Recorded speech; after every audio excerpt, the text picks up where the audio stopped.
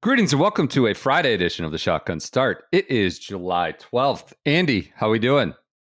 Brendan, I am doing great. The content gods have delivered.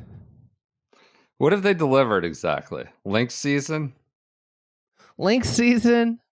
Bryson Rory's and his back. coach war, or his old coach. It's uncomfortable. And Bryson's PR team, I envision, has a days since last incident sign in their office, and it's been an all-time. Every day has been a record setter for the last few months. You know, never been an easier job than managing Bryson's image, and then this bomb gets dropped on it. I mean, it's just a roller coaster. We'll talk about him in a minute. Do you have any Frugalite updates for the Frugalites? Anything about the coffee cart? I haven't gotten anything rating? about the coffee cart. Okay. Disappointing that I haven't heard back about that. But I did get something else. As soon as you released that story, we heard from multiple people who may be in the motherland, the golf's home, Scotland, who are going to be. We're not going to have the webcam 24/7 on the coffee cart, but we do have a few eyes and ears, it seems like, on the ground investigating this. What else did you get about the Frugal? I guess I'd call it an unsubstantiated story here. It started with Frugal Fatelli as an A+ nickname. So this story's about, a female who maybe had interest in Fatelli. There was some mutual interest. She got on a plane, went down to Fratelli's, where Fatelli lives, and it was going to be a big weekend away. Trying to find love out there. So they go out, they go out to dinner the first night, and he asks to split the bill. I would not say that's the first step in finding love or a good first especially put on the after front somebody foot. flies down to see you. Yep. But a man must have a code and stand on principle, and we know what his are. That's true. He wasn't trying to put up a smoke and mirrors. He was trying to reveal his true self to this potential love interest. He was not. I can appreciate that he wasn't playing a game. Hey, if this is going to work, this is who I am and how it's going to be. And this is the way we go about things, huh? We haggle over PEP, masks during the, surcharges. We look for the extra, odds and ends. Maybe I look for extra guac. Wasn't there a Chipotle, like there was a TikTok Chipotle trend where if you take your phone out and start filming them making your bowl or burrito, they would add extra because they were worried. Actually, trained. They're trained to load up the bowl. It is like, I guess it's apparently in the corporate bylaws or whatever. The people at Chipotle are trained. If you pull your phone out and start recording or act like you're even recording, they will load up a burrito bowl. Look, I'm all for getting a little extra sugar, a little extra on top. Frugal Fatelli for sure does this. But, can we just let the fucking Chipotle employees be? Get your phone out of their face. Let them do their job. This is absurd. And you're making little TikToks about it because you want 5 extra pieces of chicken. Just it's like the kid is working at Chipotle. Let the guy be. And I don't use the F word that often, but I think the irony is that pretty much all of America would be better off without those 5 extra pieces of Chipotle meat or the extra scoop of rice. We probably all, and I say this personally, all could skip that and be in a better spot physically and mentally, Oh, but you got that mental victory of walking away with your extra piece of chicken. Go ahead. I know that I've left the audience on a cliffhanger. Shockingly, this relationship didn't work out for Fatelli or the female. Not found. Do we know anyone at ABC that we could maybe kind of surface Dylan Fratelli as a potential for Bachelor, next Bachelor? Because that's must-see TV. Let's be real here. We don't want him on The Bachelor. That's too high class. We want to get him on one of the trashy like Netflix dating shows. Well, that's a better fit. That's a better fit. The other thing is I feel like there's always on those shows, there's always like NFL player and masquerading as a guy that had like that was at a training camp, and they call him like an NFL player or had like a cup of coffee, you know? Yeah. And for Fratelli at this point, he could be a PGA Tour player, even though he's very, much not a PGA Tour player right now, but he's a former winner. I mean, I want to say Fratelli at the time of this, was a pretty prominent player. He was probably riding high around his Deer win when this incident happened. He was, this connection might have been made on one of those fancy dating apps, upscale dating apps. Okay. That's the way of the world now. All right, it's an interesting way to go about things, but he has a code and he sticks to it. That's our Frugalite update. I love that. Hey, I just want to give a shout out to our friends. Congrats to B. Dratty. Not an ad read. Announced as President's Cup outfitters. Full deal, both sides. Zero restriction and B. Dratty. I like that. Do you think we could put our thumb on the scale now, given our long-standing relationship with B. Dratty, about potential team members? Did you see Jaylen Brown is accusing Nike of sort of boxing him out of Team USA basketball because he's criticized Nike or something in the past? Maybe we, given our relationship with the new outfitter for the President's Cup, maybe we could get our thumb on the scale like Nike allegedly boxed out Jaylen Brown. But congrats. I don't know. It's more about who I'd want to box in. I think like El Toasty and people like that. I'm more of I'm about inclusivity, not boxing people out. You got to box someone out to box someone in. That's true. We know you would try to box out as many Canadians as possible, given your recent run of Canada hatred on this podcast. Just popping. I mean, Hoagie's sitting there at 17. I think we'd have to try and get him in there. But that's big time. Congrats to our friends at B. Dratty and Zero Restriction. I had a friend that played with Hoagie. He's a very good player himself, a very good player in his own right. And he just said that Hoagie was one of the most impressive ball strikers he's ever seen. I'm sure. He's Guy like is among just the a best. premier flusher. Yeah. That's not surprising to hear. He's one of the best ball strikers on the best golf tour in the world at its deepest time ever. I'm sure he's good. He was playing with them at a course, where I'm going up to this weekend. We've got a little deal. He was playing with them at Lido. Okay. And that's Hoagie, cool. Hoagie, man, playing at Lido?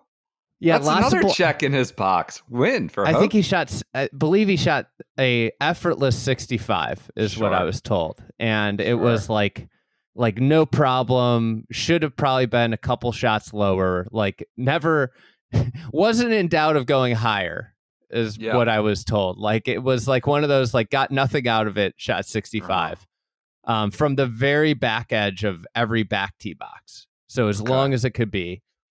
Apparently, so the person that I know that played with him knows quite a bit about the course and said, what do you want to know? Hoagie said, I don't really care about anything. Just tell me where to hit it. Doesn't care about the history, the architecture, what went into making the course. Just tell me where to hit it. Seems like kind of, well. That's probably pretty part and parcel for tour pros. I mean, they're not like, that's what makes, Zach Blair and maybe even Rory recently sort of a little bit unicorns in their own way, and others, they're just the history, the significance, the point of certain holes or features is immaterial. It's tell me where to hit it. But, Hoagie, at least he went out there and played it. That's another boost in our Hoagie boosterism, I suppose. Another check. Let's get to the Scottish Open. Oh, we should first shout out I know you're very into this. Scottish Open. Let's get to the nuclear bombs. We got to shout out quickly. The battle. I can't believe this war of words was happening between these two guys. This is nothing. Kip Poppert and Bailey Bish won the U.S. Adaptive Open. Great names. Just shout them out. Yeah, seriously. How about Golf Saudi getting on the podium? I know you had a lot of questions. Golf Saudi getting into the adaptive golf scene. Just a giant logo on old Kip's hat. That's an interesting play by Golf Saudi. Hitting the adaptive circuit. So Bailey Bish and Kip Poppert have won. Congrats to them. You want to go with Bryson and Mike Schy? You want to talk about family drama here, essentially. Mike Schy, just saying that Bryson treated his dad like shit. Literally, that's what he said. I'm not paraphrasing or implying that's a quote. I mean, a little uncomfortable. Money squabble. Look, Adam Schupak, shout out. I saw this post happen on Tuesday night. Somebody sent it to me on Facebook, which I'm belatedly not a part of for the last 6 years of my life or so. Mike Schy posting this. It says, Bryson hates nonprofits. That's in this release, this statement about the John DeChambeau tour going under or not getting off the ground. It's like, wow, well, that's an incendiary thing to say. You're really calling out Bryson. This will be, the truth is somewhere in the middle. Adam Schupak follows up, talks to both sides. I think we tend to say, like, how about Schupak? Not just the mule whisperer here. Just got the record button on and just let him roll. He needs to get, yeah. He should be going around the range at the ISCO Championship getting mule comments, but no. The Schupak's all over it. That's great. It was a good report. It lays out comments for both sides, and like for those that aren't inside. Adam has developed quite the reputation within the media center as being the guy that the mules love to air their grievances to. He's a very well-respected reporter who's done a lot of very important things in his career for golf, but the term mule whisperer is kind of an inside baseball term. Is that public? Are we making that a public thing just now? But either way. Nate Lashley, people of that ilk, just calling up and unloading the clip to Adam. Just will call him up, and these guys just love talking to him. Well, Mike Schy falls into the bucket. He's on a walk with his dog. Incredible. What I love that he was on a dog walk talking to Adam. Adam made sure to include the parenthetical that the dogs were rescues from China and Turkey. I don't know why that's in the story. I think it was humanizing. Empathy. It was humanizing. Yes. It was an attempt to make Mike Schy a figure that we love and endear Mike Schy to the audience before he absolutely unloaded on some of America's new public number one golfing figure, the golf hero that America always needed, the Saudi Arabian paid golf hero that America needed, Bryson DeChambeau. The big beefy boy who just signs every autograph and tips his cap every 10 seconds. He might be the best man. We've been told, by some, he might be the best guy in America, best person in America after the U.S. Open win. Who said that? I'm just saying where it's just some people are positing it. Mike Schy, so this John DeChambeau tour goes under. It's in the Central Valley around the Fresno area. And it the was idea behind the premise. Oh, you got it right. The problem, which is a real problem, is there's no more affordable junior golf, especially say you go to these middle market areas, say Central Valley, and you need at least $200 to enter a single event, it seems like. And the events that Bryson would have grown up playing are no longer. They've evaporated. They've gone away. And this was an idea to create a tour, a series of events with no more. I think the max entry fee was $60, ages 12 to 18. They talk about it. Schy, of course, goes back with Bryson to day one, essentially. Kind of got him going on the single length irons, was there, caddied for him when he won the US Am, has been in his camp for a long time, then was not in his camp. They blew up, I think, in 18, but then was around, I swear to God, last year at Oak Hill. the PGA, and Jaime called that out, and he was walking around. He was on camera. So he's been in and out, combustible, as Bryson has with many of his relationships, are in and out and combustible and hot and cold. But Mike has been there like since the beginning, and developed a lot of like the quirk that Bryson has, the single length iron, stuff like that. So they talk. They're like, look, man, there's no junior golf scene here anymore, or they're affordable. What can we do? Said, let's name it after your father. I think that was Schy's idea, I believe. Call it the John DeChambeau Tour. And we need like 125 I think grand. It was actually Bryson's idea, if I remember reading it. But, I've got bad memory. I thought it was John. Yeah, Mike Schy. He hated, I thought it was whatever. It doesn't matter. Named it after his dad. Either way, they need money for it. Bryson obviously has made a lot of money in recent years. That doesn't mean he has to give it away to everybody at all times, but this seemed like a cause and a namesake that he would support. He did. He offered 125 grand. His agent says it was 130 grand to start it. There's a lot of dispute. There's like back and forth. I don't know if we know what the number was, what was required. They have some documentation of a line of $130,000. Schy, Schy suggests not so shy. Not so shy. I think that's how you pronounce his name. And he comes out and he blasts them. Like, the money hasn't shown up. It hasn't shown up. He won the U.S. Open. He didn't thank Mike Schy. He didn't mention Mike Schy in a list of names that seemed to push Schy over the edge. Obviously, going public and posting this to Instagram and Facebook in the way that he did, saying you hate nonprofits, like you're not honoring your father's namesake, kind of like essentially. That's sort of a point of no return, I would say. I'd say that's going nuclear was what Falkoff, DeChambeau's agent, called it. I would agree with them on that. Like, whether you think it's time to go nuclear or not, this is going nuclear when you post that statement and make it a public issue. So Bryson pops back. This is a great quote from the statement. The money didn't come. So the announcement was this DeChambeau tour folds, John DeChambeau. Bryson says, I'm at a high point right now, and I'm a big character right now. Not quite as big as you used to be. I'm at a high point right now, and I'm a big character right now, and I'm trying to do what's right for the game of golf. And you're trying to bring my image down to hurt the game of golf, essentially. So I'd say a little self-absorbed, a little myopic. I love using the game of golf as a shield here. Yep. You're trying to hurt the game of golf by bringing my image. You're hurting everybody game. Associated. You know what? Mike Schy's trying to hurt us, Brendan. We're associated with the game of golf. Mike Schy's not just hurting Bryson, he's hurting me and you. He's essentially trying to say every golf course should be paved over and put affordable housing. That's essentially what he's saying by attacking Bryson with this. He's taking the whole game into the crosshairs. This just ain't a story. It's a disgruntled employee, my friend, he said to Adam.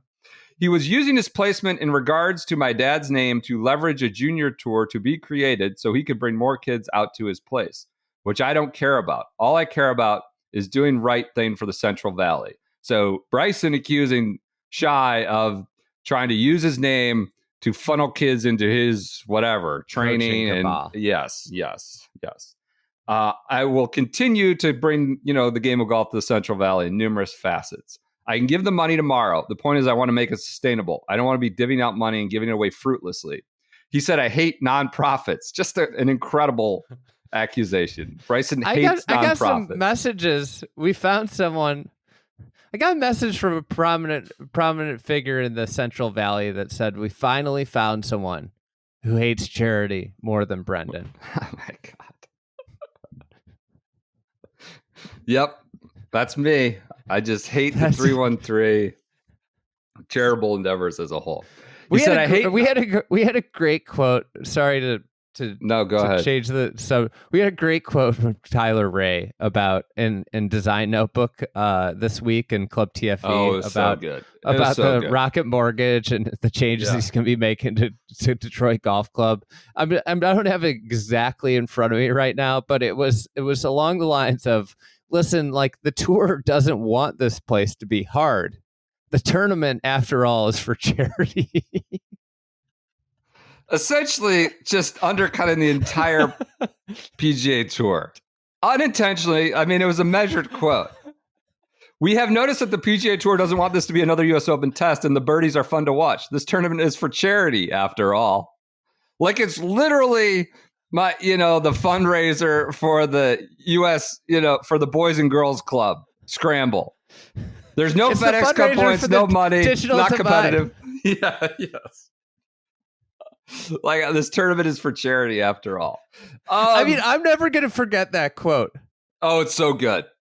Like, it is etched into my brain about the the other thing is I'm hearing some troubling reports about a potential golf course that they're trying to kneecap some of the design features at a future venue. I'm not going to go into details, but it's I don't know nothing about this. I'm just going to guess East Lake, maybe. I don't know. Maybe that's it. I don't know. If they do it, I like a part of me is hoping they do what they want to do, just so we can just end it and say that the tour has no one that understands, appreciates, or has any clue about what the way golf course architecture works. That's it's a future. I hope it part of me, I don't want it to happen. And I know I'm speaking in very vague terms here. I don't want it to happen from a golf fan viewing for the good of the game of golf. But maybe it happening would be the best thing for the game of golf, just for the visceral reaction that will come from anybody that understands a shred about how golf course architecture works. On the backs of TPC River Highlands changes that just were, money literally being let on fire without a point. Detroit, this quote from Tyler about Detroit, and then whatever you've got going. There's competition, and then there's charity outings. Maybe that's where we're getting to. But charity outings with a lot of money for the competitors. One of the things about the way they go about. Sorry, this is a detour, unplanned detour here. One of the things about the way they go about setting up these golf courses, and I think is starting to bubble over a little bit, is these venues are getting pissed because the golf course ends up looking like shit when 28 under wins or 24 under. And then it's like, wait a second, you guys didn't even use some of the back tee locations on like holes. So you're playing at 60 yards up. And it's like, you're just like actively you're making these golf courses look like pitch and putts in some cases. Yeah. Yeah. And there's some animosity boiling over. Let's go to Schy. A little other animosity between Schy and DeChambeau. I don't know that I need to get into all the more specifics. There's a million howitzers of quotes. He says this allegedly was supposed to be a non-recourse loan, but he wouldn't need to repay the loan. I don't know what that means. I don't either. Schy asked, what does that even mean? It's the stupidest thing I've ever heard. So some clear squabbles over the format and process of how the money would be delivered, what amount of money. Bryson accuses Schy of trying to extort him of $2 million within days after winning the U.S. Open. I mean, this is to say, like, Schy says he introduced him to the crank driver and the irons that he now uses. Like, he's essentially more or less responsible for that, bringing that into, and that's turned Bryson's life around, makes him happier. He says when his golf is good, he's happy. And we've heard Bryson say a lot of his new love of the game and the people is due to equipment, which is, that plays into that a little bit. It's kind of a sad dispute, quite honestly. It is. With two the second father temperamental quote, folks. Yeah. The second father quote is insane. He treats me just like he did his real dad. He said I'm his second dad, right? Well, he treats me just like his real dad. He treated his dad like shit. That's quote. He reiterated it again. DeChambeau says, I'm trying to take care of it like a good man. It's unfortunate that he's had to go to this position to try and take me down. It is what it is. It's not true. Not one bit of it. Well, clearly some of it's true. Maybe the specifics are disputed, but some of it is true because it's out in the public now. You have any further comment on this, Andy? What do you make of this? It's kind of unfortunate. It's not unsurprising given the personality involved. Bryson just has a lot of drama around him, good, bad, or indifferent. I think some of Schy's quotes probably could have been. He's clearly beyond the point of frustration going public with this, but I don't think it's. I great think there's out in the open.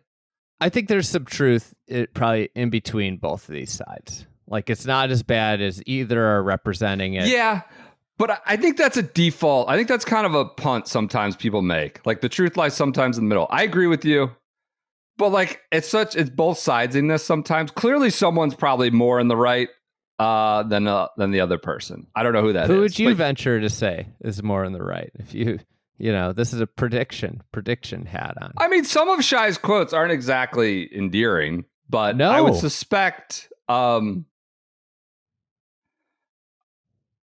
it sounds like Bryson won the U.S. Open and got distracted and forgot to get the money off to him, and just it became lower priority. I would say, and that jammed up Schy. He's probably very hard to work with and deal with, Bryson, I would guess.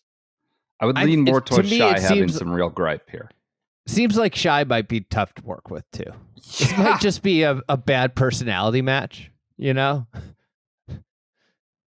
But one that goes back, since he was a boy. And it seems like it's been combative for the whole time.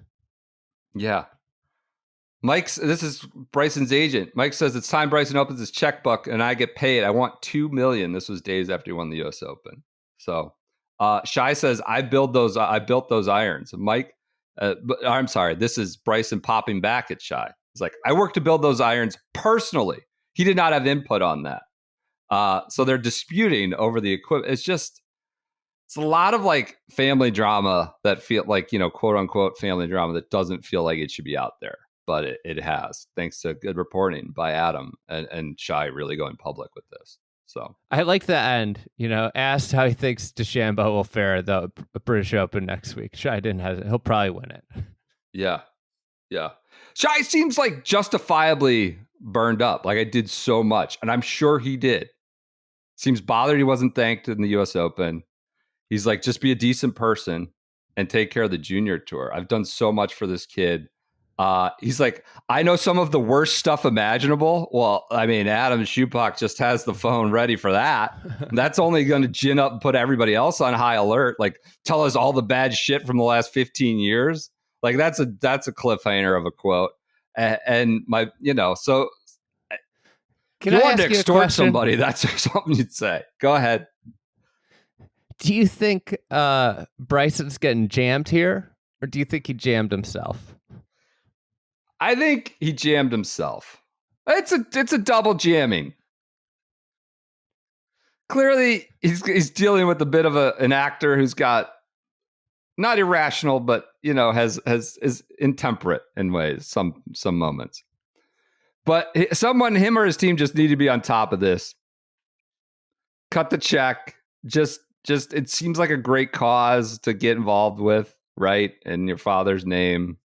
But they couldn't sort out the particulars. I mean, $2 million seems like an awful lot for this junior tour. That's a separate issue. That's not what that was for. The $2 million is for the equipment stuff. No, this is an allegation from Bryson's camp that Schy said, I want my money for the years I've just been in Bryson's corner and all the stuff I've done for him. So that's what Bryson's camp is alleging Schy asked for in the days after the U.S. Open win. And that's different from the U.S. Junior, the Junior Tour funding. So it's a messy article. Some bomb quotes. You know what Schy should do now? Now that it's out there, he should start a GoFundMe for the tour. Yeah. He'd fill it. He'd fulfill the GoFundMe. I guarantee it. And then he could rename the tour or something, or keep it the same name, and have like a foot, like a header, a subtitle. Yep. You know what they could get in bed with is Red Rooster Golf, who donates junior golf clubs to everyone around the world when you make a purchase. That's a great company to support. They might get involved in something like this when they give out junior golf clubs. Like they Maybe make they them, should talk they to send Mike them out. Schy. When you buy a golf glove, they donate junior golf gloves. And when you buy a golf glove and use the code 50 SGS50, you buy one, you get one 50% off. This is our kind of company.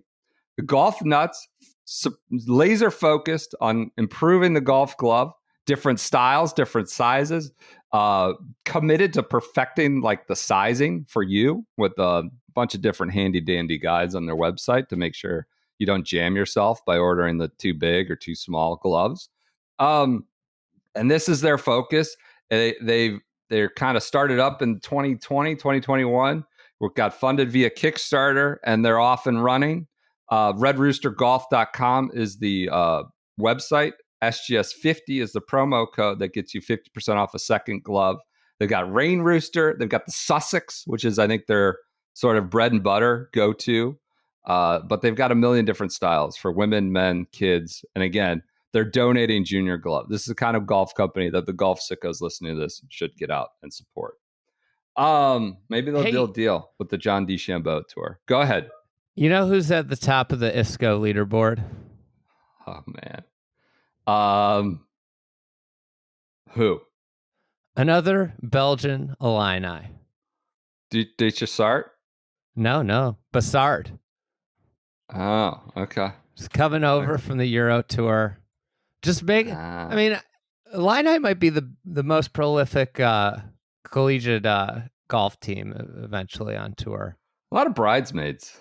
Not a lot of wins. A lot of Thursday first round leaderboard check-ins like we're doing now, I would say. That's what we do well at Illinois. Well, congrats to that on that one. I saw Forbes released a list of the public and private Ivies. Okay. The new public.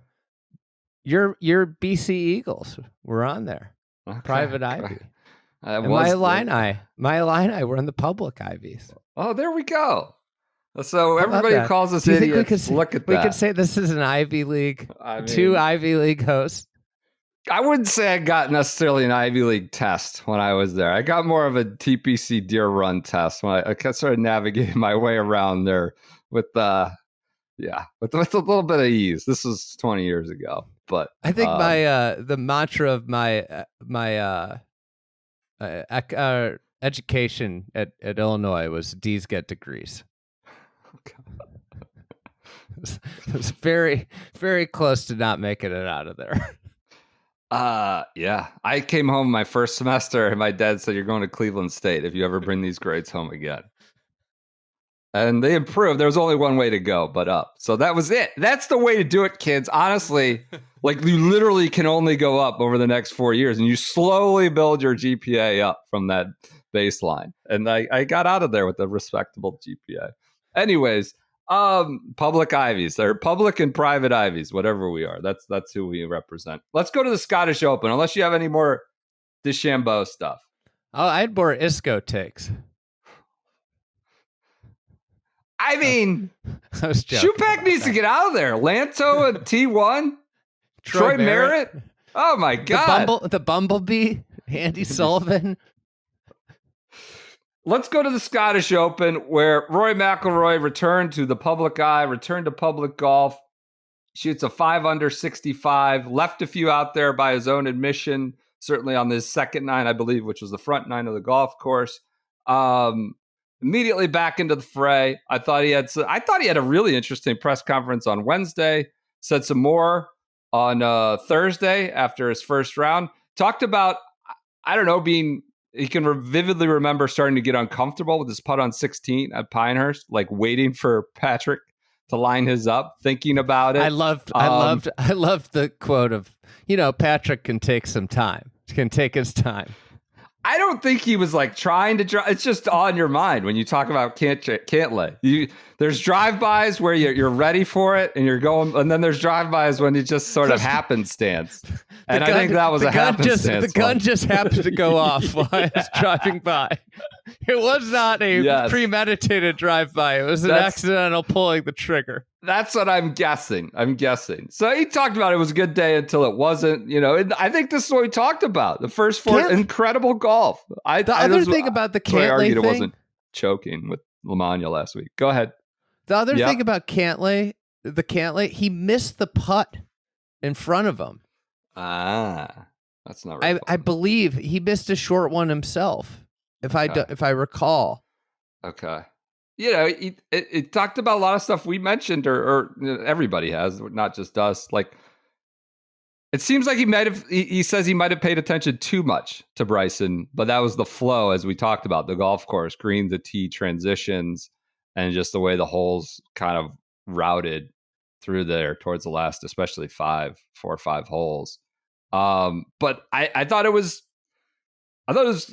really insightful. He admits to vividly becoming uncomfortable. And I think that's that's being honest. He talks about getting back up. That's been the great sort of thing of his career. He took a run at Hank Haney and Smiley Kaufman, which I wasn't even what is the criticism of Harry for specific to number 2? He needed to get 15? In there, and the 7 iron on 15 was Smiley's thing, that he needed. A caddy that would say, "You're not hitting the 7 iron on 15. You're hitting an 8 iron." And he needed it, the whole premise was that a different caddy, one of these caddies, these great caddies, that also hit the shots. Well, John Wood's going to win the Ryder Cup. I mean, we got John Wood now. Here's the thing: if Rory didn't have Harry on the bag, he wouldn't have missed the putt on 18. That's the thought process of the great caddy takes.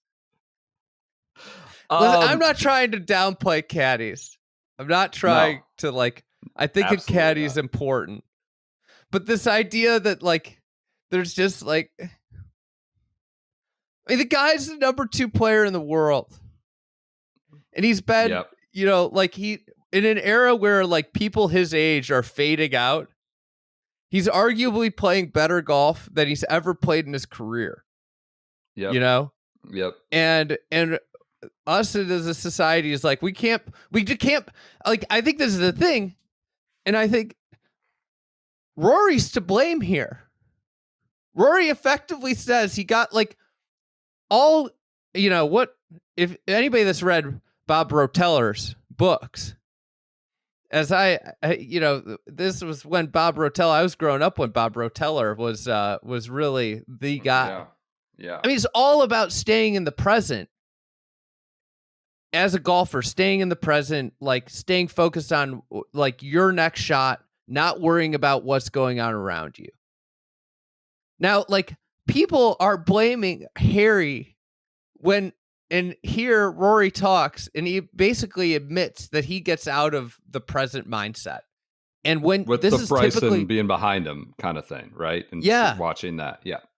This is so similar. It's funny. I don't want to relate this. This is not at all a apples to apples situation. When I played the U.S. Mid-Am in 2016, I made a birdie on my 28th hole, and I was probably 4 shots inside the cut line to make match play. And literally, I'm walking. There's a long walk to the next tee, and I'm thinking about playing match play. I was that's where my head went. I left the present.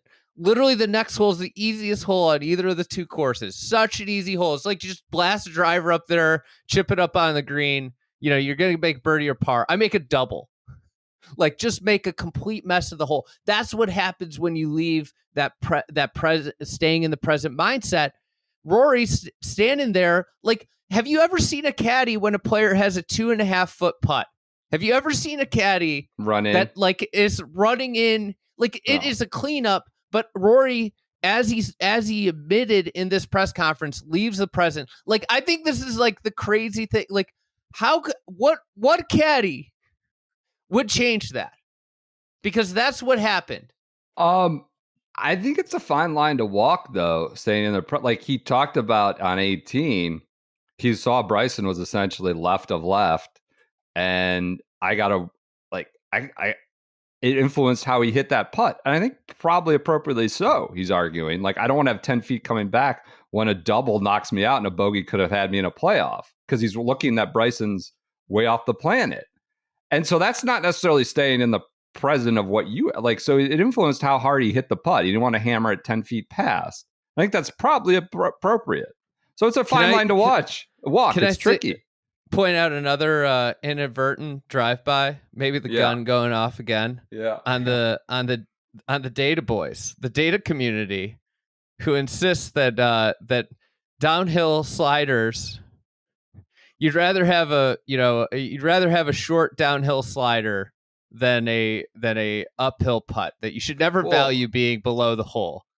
There's no context to any golf shot, perfect admission of why that shit matters. There's no context, Andy. It's just distance and it's plots, and there's it doesn't matter. It's blackjack. It is blackjack. Yeah. Here it is, a golfer talking about how he can't hit a putt the way he wants to hit a putt because he's worried about the next one, and he would have been better off with a 10-foot uphill putt. I think that's the other thing that I took away from this. He hit a great chip shot, but in that moment, it wasn't a great chip shot because it put him in a position where I remember sitting next to that green. I have this great photo, and it's got the scoreboard, and I saw where that ball got to, and I was just like, in my stomach, I was like, oh, that's the last place I'd want to be putting from. Like the last place. But, hey. I tried to say that to Lamagna last week, and he shot me down. I was like, it's like how you said, it's a great chip shot, but it wasn't a great chip shot, right? Never value where you are. Never value where you are on the green. Just close. It doesn't matter. It doesn't matter. Actually, I've read sometimes some people believe that downhill putts are easier. Downhill, just go give yourself downhill sliders all day. Bryson had a real, like, a actual take on why they're easier, like trying to explain it. But I'll tell you what, Bryson's putt that was, I think, longer, that was uphill, that he could just bash. Yeah, it was. It seemed like an easier putt. Yeah. The 16 one is a real issue, and he talks about that. Kind of, he seems, that's where he was not present. Sort of lost his head a little bit, looking at Bryson where he is up 16. Waiting extra time, getting uncomfortable. I thought it was great, candid stuff. It was the opposite of Nelly Corda talking about whatever happened with her dog bite. And like, that was a weird present. I just want some insight into what happened. And he was very good at it. He needed time, obviously. He didn't do it right after the round. Go ahead. I think the other thing that is super interesting about the quotes and like losing, like, why golf in 72 holes is so hard, and what people, I think, always, like, your average sports fan looks at golf and says, this is not a hard test. Like, it's not a physical test. The excruciating amount of mental stress that is put on you over 72 holes and when the conditions are really, really difficult, exacting. Like Pinehurst number 2, exacting is a great word, is so challenging. It's hot. You're outside and you're in this cauldron where you're mentally just, for 5-6 hours in like this world where that requires every ounce of your focus. One of the things that these quotes made me think back to was Rory after the third round. He talked, I think it was to Kira Dixon. It might, if it was Damon, I'm not sure, but he talked about how much golf he had played and how he was a little worn down. And it was like it was about getting his energy levels back. This type of slip is like, if you're a little fresher, does that happen? Maybe not, because this is just like a mental slip. It's just like, that's like something that happens maybe when you're tired. He had an incredible round. I mean, I'm not letting him off the hook. Like, he lost it at the end. It was like an incredible day for it. And he talked about that. Like, that's the best I've played in that situation in a long time. I think that's the other thing to take away from it is like that golf course, and similar with Bryson, and they both deserve a lot of credit. Early in their career or at points in their career, that golf course setup was like the complete opposite you'd ever think either of those players would thrive in. And I think like both of them deserve a ton of credit for how they've become. They aren't specialists. They've become more well-rounded and better players. And I think that should be the general takeaway for both of them, is that like it's amazing. Like they're two of these special players who are not content just being really good at what they're good at.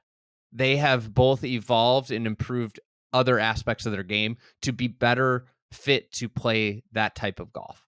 Perfect segue, because today he shoots a 65, 5 under 65, and they're asked him, you don't want to get ahead of yourself, but anything you're working on this week, getting ahead for Royal Troon, getting ready for Royal Troon? He says, not really, just familiarizing myself with the Lynx golf again. First time I've played a Lynx course since Hoylake last year.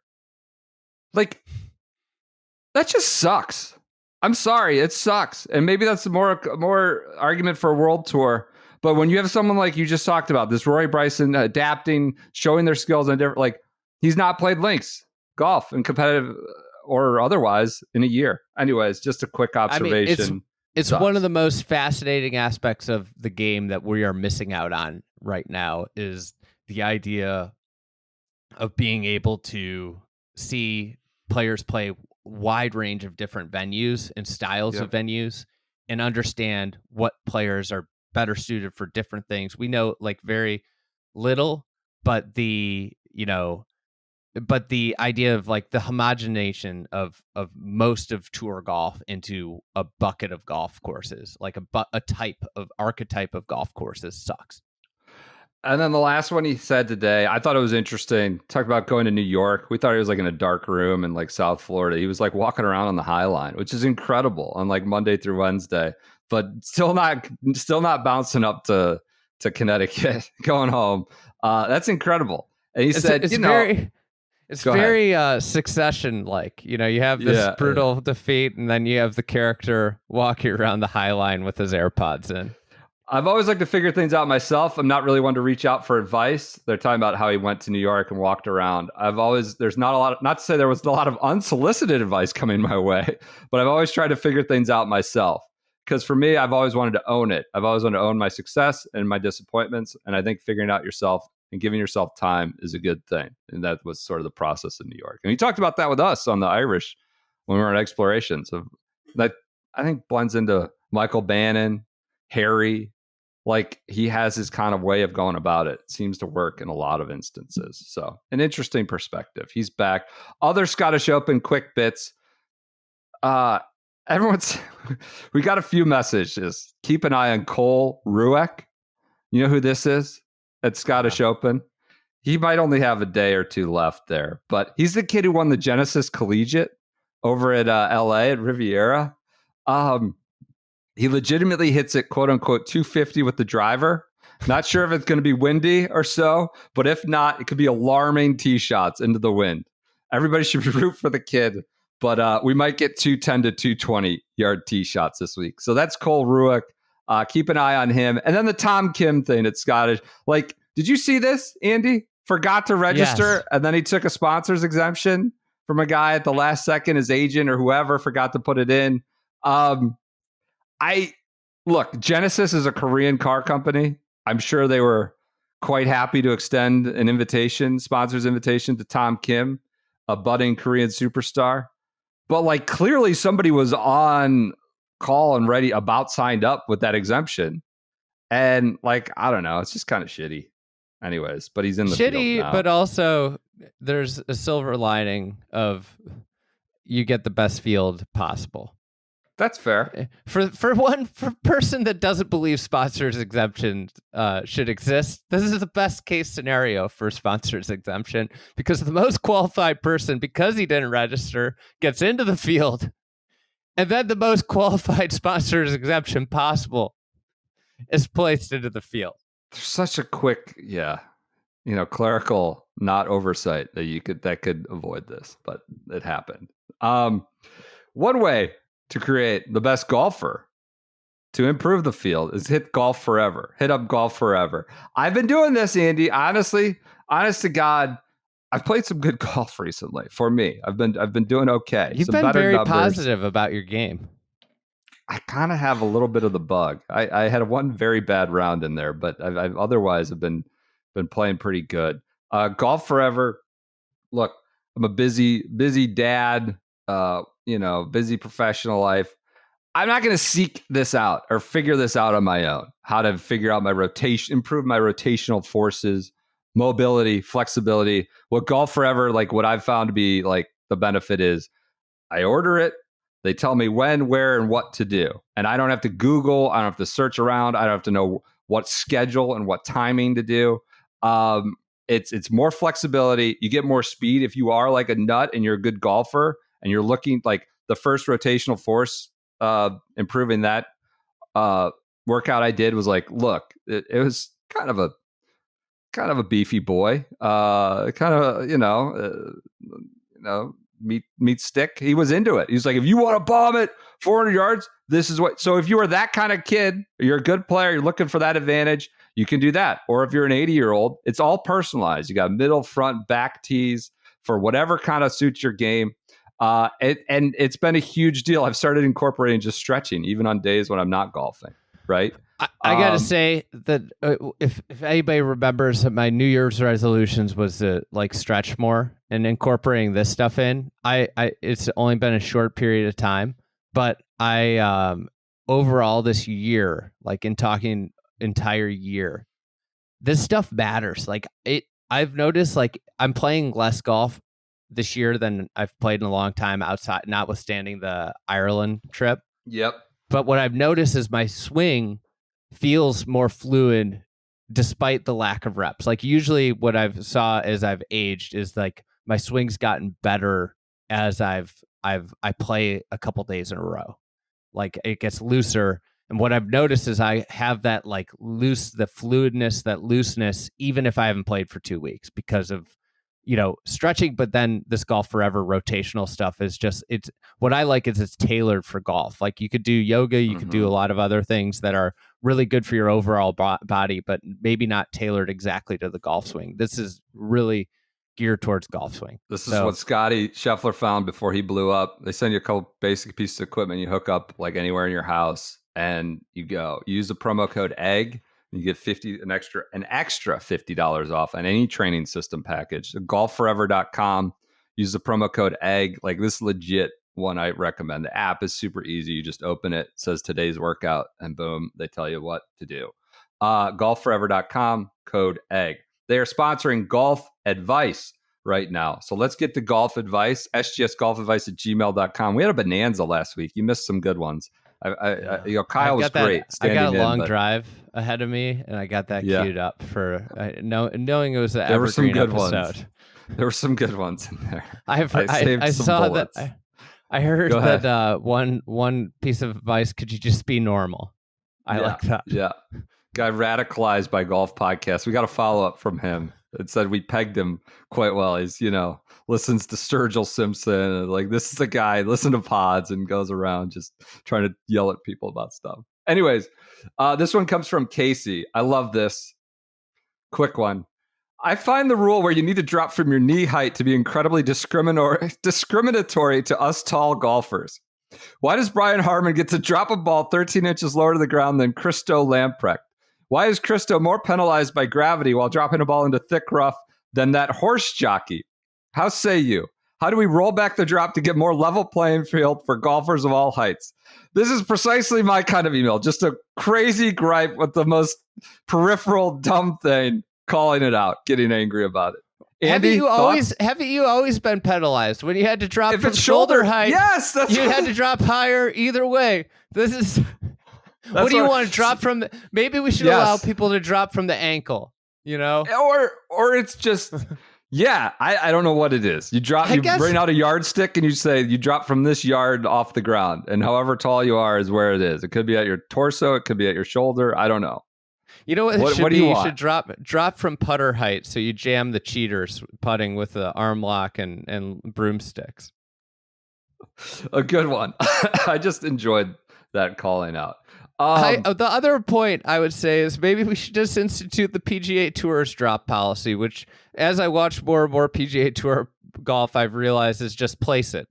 Like we're going to figure out a way to game the drop so that we get to place it every time. Hey, the next interview or the next time we're on the ground, we need to talk about guys practicing drops. Like, there's got to be a thing where they've all gamed the system where it keeps rolling nearer the hole so they eventually get to place it. Like, if you're not working on that, you're falling behind, quite honestly. That's the thing that's happening. Oh, we're going to get this to drop this ball. I was watching the USGA. They were talking about dropping on a slope. And they had the Instagram video, and it's a helpful video. Like, it's a very helpful educational video. That being said, I was watching, I just thought of the tour, and I was thinking about the rules of golf. It'd be sick if they were using it as like a false front example. If you drop on a false front, it rolls down 20 yards. Yeah. You don't have to go because it's left the drop area. Yeah, I think it'd be sick if you had to play it from wherever. Take the drop. Yeah. You take the drop. You deal with where you drop it. That's the way it should be. It should be simple, clear. You drop it, and it rolls to wherever. You take a drop. You deal with the consequences of the drop. There should be more of a, I don't know if I want to take the drop here. Hey, can I propose we kind of reformat the lexicon here on tour until we're statistically proved otherwise? We're going to say he took a place. He took a place. He placed the ball. We're done with drops on tour. That's placing now is what it's called. All right, this is the next one. A longer one, great one. We need to get this off during Lynx season. This is brought to you by Golf Forever. A great email. All right, with the Open approaching, lock in here, folks. The Open approaching, it's now appropriate to ask, what does one do on a golf trip to Scotland with, I can't ID these people, with lesser known folks who organized a heist to steal your old course tee time. So I think the perpetrators here might be colleagues of ours somewhere in the media or golf industry space that jammed this guy. Steal your old course tee time. The situation, I was invited last minute on a week-long Scotland trip. There were 8 people. 4 people were the quote-unquote core 4 who knew each other and been part of an original planning. This included some people maybe in our space. They had booked it for 2020. But their trip had been canceled because of COVID. They were still on the hook for the money, so they needed people to fill out the other 4 slots, I guess, a year later. And I gained some. All right, this person had gained a spot where he would be a go-to person. Having not been to Scotland, I went. Fills in on the year later trip. On the first day, we played Kingsbards and returned to the hotel. They had booked us at the venerable Fairmont St. Andrews, which is just, you'll be happy to know. They were playing... premium accommodations. Amazing place. They asked me to Maybe that was the old course they got the tee time at. That would be sick. Somebody stole your old course tee time and then gave you a tee time at Fairmont. It approaches that. All right. I can't share that detail because that will out these people. I was standing so they're on a phone call. He's hanging out with them. And he forewent a night at the Jigger Inn to help them hang out and work on something. When they were done with their work, I was standing a few dozen feet away and heard the phone ring. For background, we had a nice list of courses around St. Andrews and East Lothian, but we were in the ballot for the old course every day, so not guaranteed, but already had a good lineup. We'd all agreed we might sleep out one night if we didn't get picked in the lottery. The voice on the call was our tour setup guy, a big Scottish voice. He was on speakerphone. They didn't know I could hear. The good news is the 4 of you have won the old course ballot. The bad news, it wasn't you 2. So the organizers in core 4. They immediately began to scheme. Can we just change the names? He said, you couldn't. But you could, I guess, play as them. You'd have to take all the bag tags off your bags and everything. It was decided that the only form of ID you would have to show is your GIN card, assuming everyone paid in cash. Shortly thereafter, the group text on the trip was alerted with text from the organizers. We need everyone to send their GIN cards to the group text like this. We need them for the courses. I don't know what that means, just the lineup they had. So the organizers send their own GIN cards, screenshots like the digital GIN card to build trust, and then others followed. Important context, it was the last week of the old course before it was closing for the Open. Stands were up, open flags, probably the best time to ever play the old course. They wanted their core 4 to play. Left out would be me, but I was picked. And I was... not just me, but also the best player on the trip, a plus handicap who was loosely connected to the organizers. After we left the Fairmount for the Jigger Inn, we sat in silence. They didn't know that I knew. I said, when are you going to tell me I won the ballot for the old course? It got awkward. They started hemming and hawing. I told them not to do anything sketchy. They didn't tell the other guys they'd won. People asked, and they said they hadn't heard anything yet. But at the bar, someone figured out you could see who won the lottery on the Lynx Trust website. So they were about to check. And that's when they came clean and they told everyone. They sat everyone down and said something to the effect of, this is our trip. We planned it. We think that we should be the ones to play. There was protesting, anger. The plus handicap said absolutely not. I said it was bullshit. Others were more passive. The tee time wasn't until Tuesday, so there was a day between to figure it out. The next day, after a round at the new course, a new fight happened in the Tom Morris bar. One of the organizers was indignant. I had to walk outside when he said to the plus handicap, if you don't think I should get to play in your place, that says a lot about your character. That's a direct quote. Ooh. So take the spot. The guy not giving up his spot says a lot about your character. Well, hold on. Okay. If this is their trip too, I assume some costs might have been passed. I mean, the ballot is the ballot. What I'm saying is that some of the attendees might have been passing some of the organizers' costs. Sure. That's probably. the other thing that might be extra scummy about this. It ends with even a worse twist like that. After a day and a half of bullying, the other three guys relented. If you want it that bad and you'll act like a piece of shit, then have it. This person, the emailer, was the last holdout. And someone texted him, thanks for being cool about this. I responded, I was not being cool about this. Eventually, I decided it would be a nightmare playing that round with them anyways, having disrupted their quote-unquote core four. So take my spot. I go down to the old course. I sleep on the ground to get my spot. I was there at 10 p.m., got in line. I was number 6. I would go get on. However, because one of the organizers would be playing under my name, I couldn't use my credit card if I got through the sleeping out process. So it was too late to get the requisite pounds out of the bank. I went down there, just left one request. Please bring me cash either to pay for this or the credit card of the person I was have to play with since you're stealing my identity. The clock kept ticking and no one came as he's sleeping out. I texted the group. It got past 2 a.m. Nothing. I told them if no one got down there, I would be signing up for my spot the next morning as myself and paying with my own credit card. At 2:30 in the morning, one of the drunken idiot hosts shows up hammered from the bar. He starts waking up everyone sleeping out in line and tries to film people. He's talking in an obnoxious fake Scottish accent. He almost starts at least 2 fights. Not good.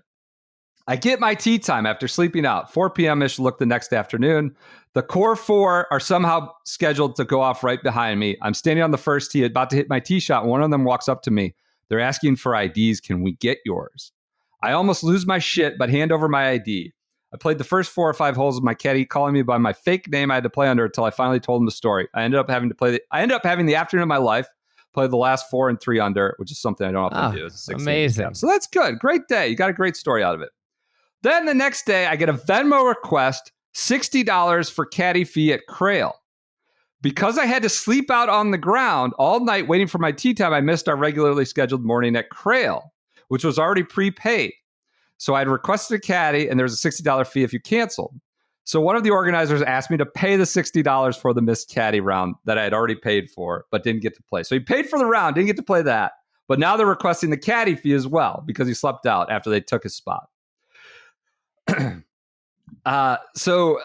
There we go. That's the breakdown. I don't need to read more about it. We still had 5 more days to go in a foreign country with these people, including rounds of Carnoustie and North Berwick. So I asked SGS Golf Advice, what on earth should a boy do in such a spot? You got 5 days, Carnoustie, North Berwick. They jam you with the Crail. They jam you asking for your ID on the tee. They jam you as you're out. They're yelling, coming in drunk, asking for pounds and the credit card because you're sleeping out. They kind of try to lie to your face about what was said on the original phone call. A lot built up here.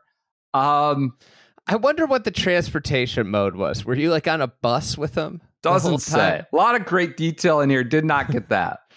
Like that's how what I'm thinking about. Like, you know, I think you made out it was a really shitty situation, but you got to play the old course.